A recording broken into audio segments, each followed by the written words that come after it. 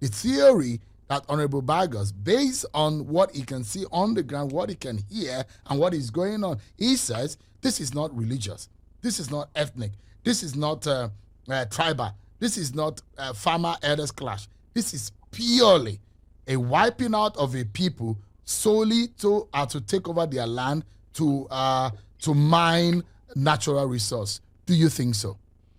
Like you said, he's on ground. Incidentally, I grew up in Plateau State, so I know Plateau State very well.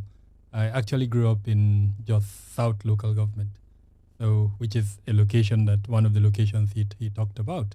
I know Riom very, very well too. I know Barikiladi very well as Bokos, and to an extent Mangu. Now, while I don't dispute what he's saying, I would, from an expert point of view, say that is probably circumstantial.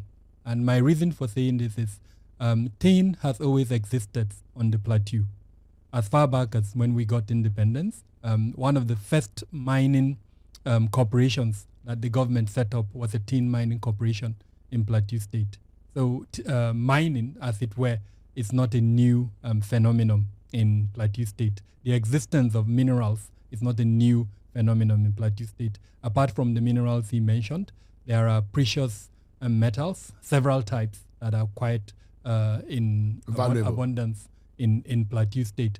So while his theory may require further investigation, it is not likely that it is the only reason that is causing the situation that we're in. Another theory that I have that I would urge him, especially as a politician, to look more closely into is the possibility that the type of political mobilization that occurred ahead of the presidential and governorship elections that created a division within communities. No doubt, and this is something that I'm sure you discussed in yourself, negative mobilization was quite prevalent ahead of the February and March elections. And unfortunately, because of the ruling that was not favorable to the party that was declared the winner, we also saw that negative mobilization immediately after the election petitions tribunal ruling, and then the appeal court ruling. There were several protests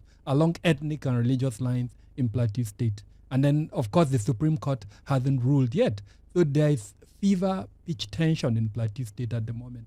And those divisions that were created as a result of the negative mobilization has now triggered this issue of settler-indigene dichotomy. And as far as I'm concerned, that is the trigger of the current cycle of violence that we're in. So if you look at it this way, Dr. Adamu, so you attack, and in Yoruba land there is a popular saying that the witch cried in the night and the baby dies in the morning. I mean, in the inference is that there is a cause and effect. Of course. That there is a situation where there is an attack on a community today, the following day, the community is desolate, is desolated, and there are no persons living there. You come back there, and these guys are mining in those communities. And that's why Honorable Vargas has said earlier that this is not political. Leave politics out of it.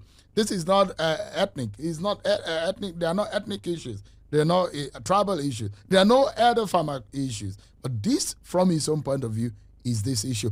But if these kind of things are happening, and I'm sure that this is not the first time you are hearing this kind of theory in Zamfara, there are those who are of the opinion that they are the high and the mighty who are mining in that belt that are responsible for the killings of the innocent people in our country. Could that also be the situation in Plateau State? I'm saying that it's circumstantial. I'm not disputing the fact that it is happening. But to isolate it as the sole reason for the violence that we're seeing, I wouldn't do that from an expert point of view. For the simple reason that, as an example, if we pick Bokos at the moment where those incidents happen, are we suggesting, for instance, that in the next few weeks, months, where we would see, some foreign persons, aliens, coming there and mining whatever mineral is in that place? I don't think so. So my point is there are other variables that has contributed to that situation, and I've given you one of the variables.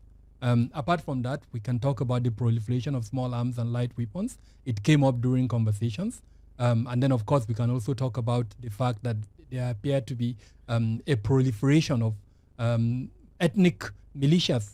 You know, I don't know of a better word to call them, but armed ethnic militias that are propagating interests, some of them political, others social or other economic. Point I'm trying to make is it's difficult and maybe not even helpful to isolate that one factor as the major reason for the current crisis in the Plateau State.